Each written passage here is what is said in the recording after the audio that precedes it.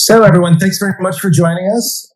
This is John Jackson, also known as Attorney Somm. And with me today is Karen MacNeil, who's the author of the very famous Wine Bible, which is an award-winning book that sold more than 1 million copies.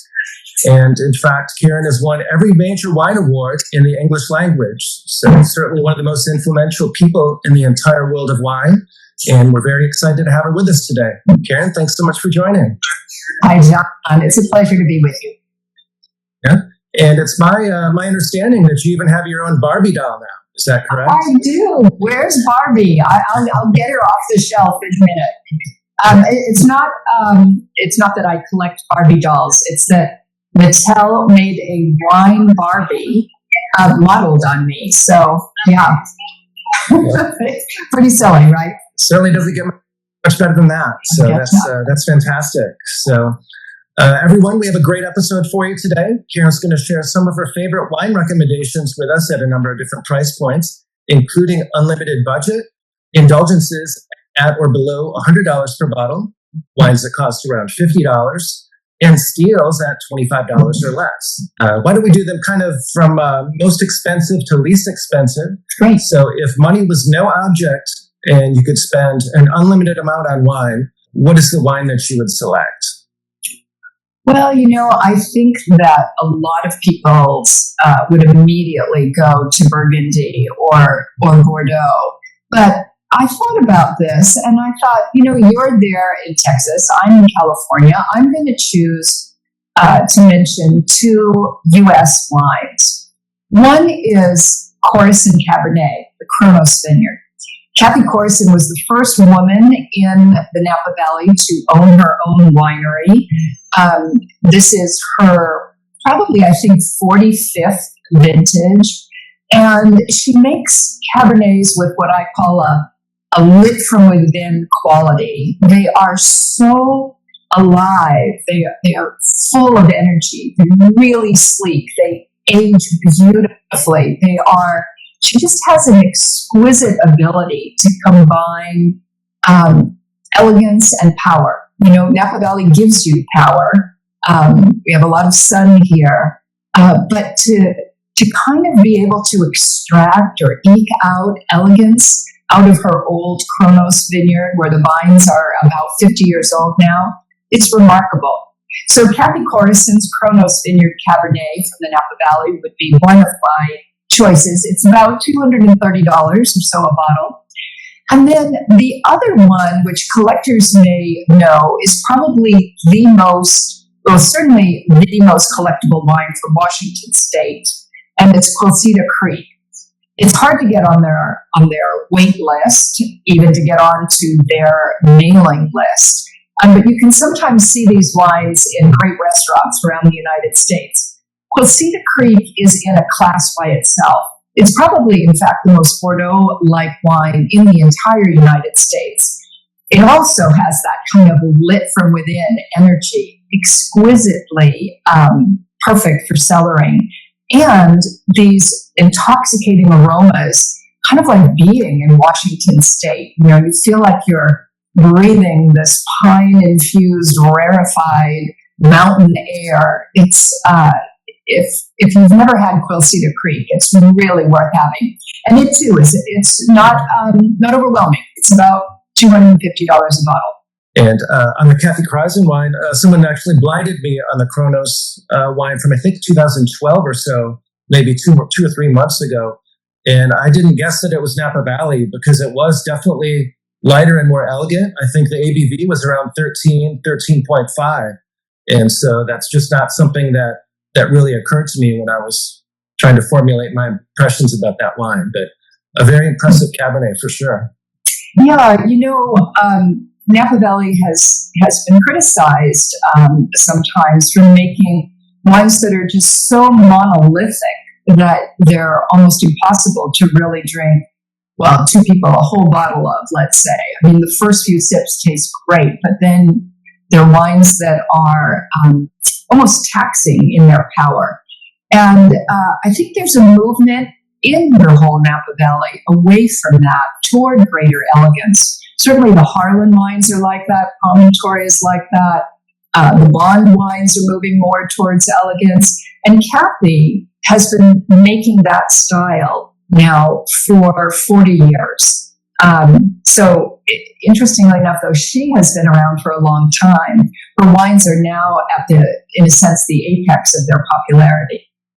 Yeah, and I've also noticed that there's been a reduction in the amount of new French oak as well. So less of the oak influence on some of those wines too. Yes. Yeah. With that, why don't we go to the indulgences under $100? I have to start with champagne because I admit to being, I don't know, a champagne fanatic, I guess. I drink a glass of champagne every night of my life, every single night. Thank God for Bouchons and also for Coravin sparkling device where you can keep the bubbles in a bottle of champagne. But even though I taste a lot of different champagnes, recently I tasted the Bruno Paillard Brut Zero. That is about $75. And it was so intensely flavorful without a whit of heaviness. I think that champagnes like that, they remind me of sort of tasting snow or something. They are so fascinating. They're both, intense, complex, but also fragile in a sense. And of course, global warming has changed champagne a bit. And the major way in which it's changed champagne is to allow for much less dosage. 20 years ago, a typical brut would be 12 grams to 15 grams per liter residual sugar. Now, the average brut champagne is down to 7 grams per liter. And a lot of wines, in fact, the fastest growing category of champagne are these Brut Zero wines with no sweetness at all. Because the grapes are riper, you don't need any sugar to disguise less than perfect ripeness. So the Bruno Paillard is a definite for me. And then two other wines I'd like to mention. One is, if you haven't had any South African wines lately, the name to know is Ken Forrester.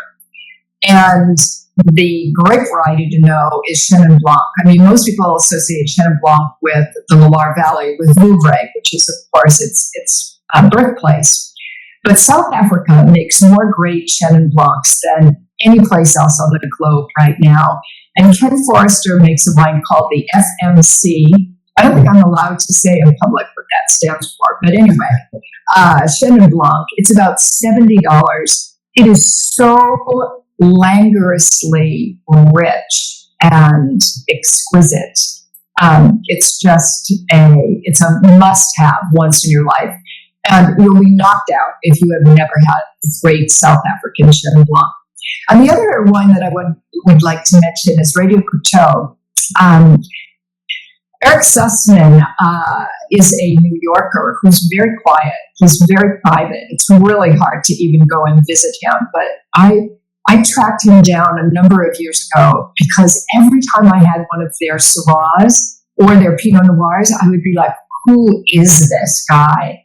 I mean, any Radio Couteau wine is phenomenal. He gets purity out of red wine like you wouldn't believe.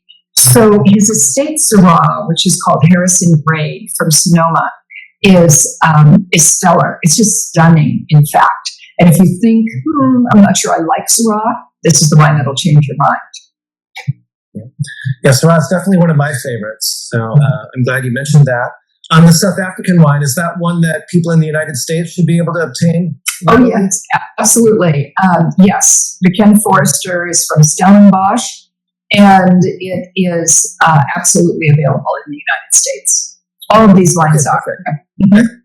Well, with that, why don't we move on and find out which wines you would consider if you were looking to spend about $50 per bottle. If you're interested in wine recommendations, wine collecting strategies, and learning more about wine, please do subscribe to my channel. I've been collecting wine for more than 15 years and also have a level 4 diploma from the WSET. So I have both formal certification as well as substantial practical knowledge from the School of Hard Knocks. Yes, about $50. I'm going to choose two wines. One is Puro Pan Calvarino, which is a Soave Classico from northern Italy. Now, some people may remember, sort of really weak and insipid Soaves of, let's say, 30 years ago. This is not that. This is one of the most historic white wines in Italy. And a few months ago, after lots and lots of tastings, I named it one of the 3 best Italian white wines. Soave is made from a grape variety called Garganica, which has a lot more personality and character than most Pinot Grigios. And this wine is like starbursts of minerals. It is so lively, so refreshing. Lots of exotic floral notes and bone dry. It's white wine as we all hope it will be, racy and intense and minerally. And then from Australia, it's about $48 or so. And then from Australia, I'd like to mention the great producer Henschke, which makes 2 great wines, Mount Edelstone and the wonderfully named Hill of Grace. But this wine that I want to mention is called Henry's 7. Hill of Grace and Mount Edelstone are almost, you can barely get your hands on them. They are collector's wines that fly out the door.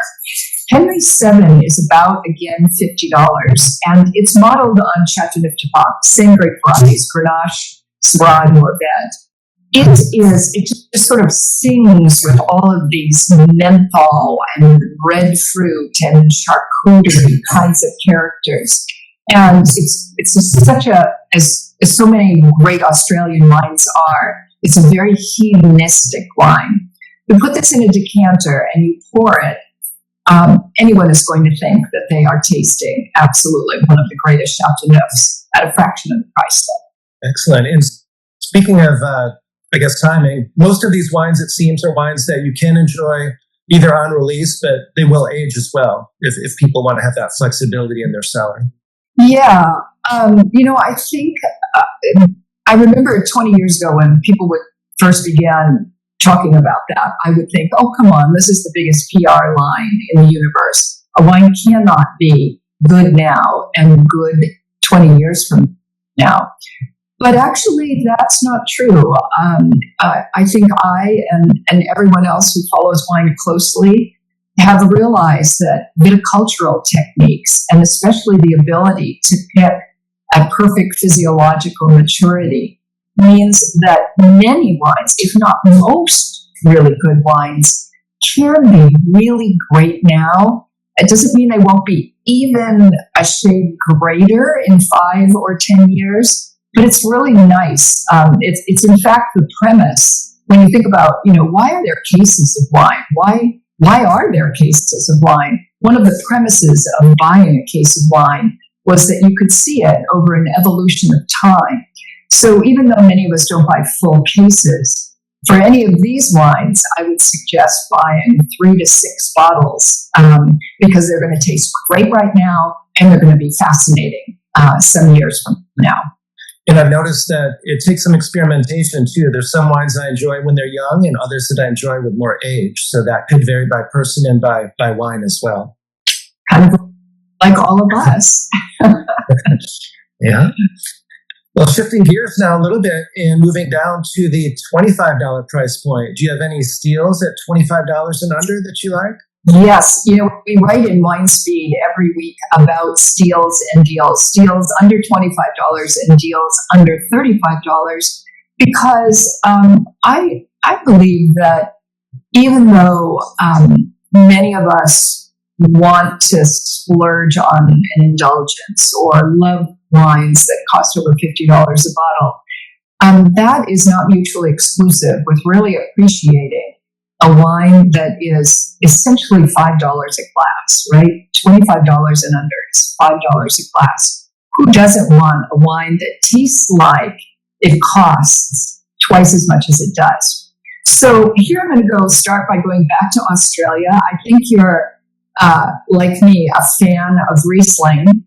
And while people don't associate Australia with Riesling, from the Clare and Eden valleys, which are right near the Barossa Valley, but much cooler, the Rieslings are phenomenal, really bone dry, really racy. And recently we tasted a Pikes, Pikes, Pikes bone dry Riesling from the Clare Valley that was like jumping into an icy pool of mandarin oranges and cucumbers. I mean, it was so refreshing. It was, you just cannot fall in love with a wine like that. And then I would go back to the Loire Valley and say, you know, one of the unsung appellations of the Loire Valley is called Savinière. The wines are super, super minerally because Savinière, like many parts of Burgundy, is underlaid with limestone.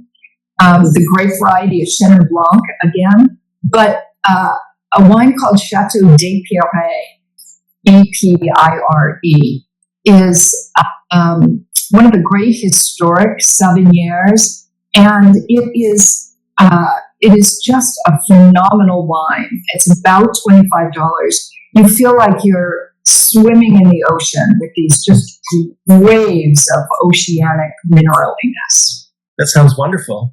So, and these are, again, are wines that are readily available and people should be able to buy pretty much wherever they're located. Yeah, you know, one of the things that we decided right in the beginning with WineSpeed was that we would never write about wines that you cannot get, because how frustrating is that? So, in fact, with WineSpeed, whenever we write about a wine, that wine is also a link. You can just click on it, and it will take you right to the retailer in the United States where you can buy it. Perfect. And these are all examples of wines that you've featured on your WineSpeed newsletter in the past? Yes, we've written about all of these wines.